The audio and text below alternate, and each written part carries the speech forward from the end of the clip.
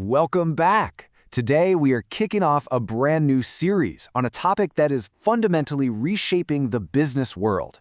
We're talking about a massive shift in thinking, a whole new answer to the question, what is a company actually for? Let's get right into it. All right, before we jump in, just a quick heads up.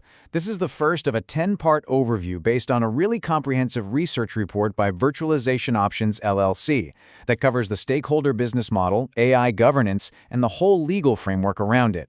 So naturally, these explainers are just scratching the surface of what's in that full report. And of course, please remember this isn't legal advice and it doesn't come with any warranty. Okay, with that covered, let's get to the heart of the matter. So let's start with a really basic question. For the better part of a century, for decades, if you asked someone what a company's one single purpose was, what do you think the answer would have been? That's it. Plain and simple. To maximize profit for the shareholders, the owners, the investors. That's who mattered.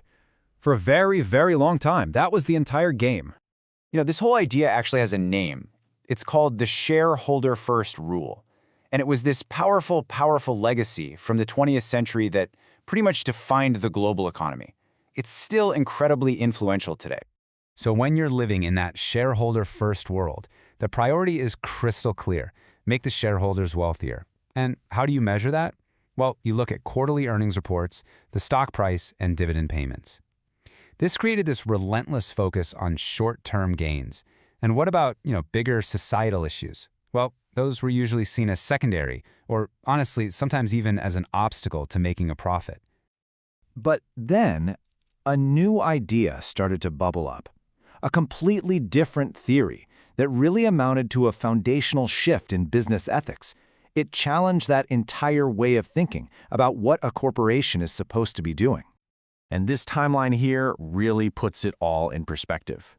You see, for most of the 20th century, shareholder primacy was king. It completely dominated corporate governance. But then, back in the 1980s, a professor named R. Edward Freeman came along and introduced his groundbreaking stakeholder theory.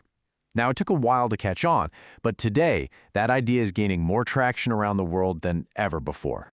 So what exactly is this stakeholder model? Probably the best way to wrap your head around it is to think of a business not as a machine for making money, but as an entire ecosystem. It's a radically different perspective. This side-by-side comparison makes the difference just, wow, so clear. Look at the old model, exclusive focus on shareholders. The new model? It's all about balancing the interests of everyone affected by the business. The goal shifts from just maximizing profit to creating shared value. And here's the kicker.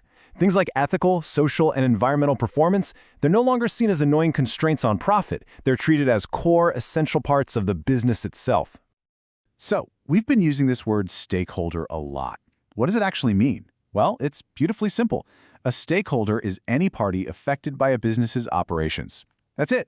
But that one simple idea completely blows up the old concept of corporate responsibility, expanding it way beyond just the owners. So who are we talking about here? Who are these stakeholders? Well, it's the employees who show up every day. It's the customers who buy the products. It's the suppliers that a company relies on. It's the local communities where the business operates, even regulatory bodies. And this is huge, it even includes the natural environment itself. It's a much, much bigger and more connected picture. Okay, so you might be thinking, this theory has been around since the 80s. Why is it suddenly such a big deal now? And that is the perfect question, because it brings us right to the modern imperative for this change. It turns out there are three huge forces pushing this model right into the mainstream. First, you've got regulatory pressure. New laws are popping up all over the world that actually mandate this kind of accountability. Second, investors themselves are demanding it. There's a massive focus now on something called ESG. That's environmental, social, and governance factors. They want to know more than just the profit numbers. And third, well, it's us, society. We now have much higher expectations for companies to act responsibly on big issues like social justice and climate change. And if you want to boil this entire philosophy down to one sentence, this quote from the source report just nails it. Business success and societal well-being are interconnected, not competing objectives. It's not about choosing between making money and doing good. The whole idea is that they are two sides of the very same coin. Which, of course, leaves us with a giant question. If this really is the new standard, if this is the future, how in the world do companies actually put this model into practice? What does it look like day to day? Well, that is exactly what we're going to dig into in part 2. I'll see you then.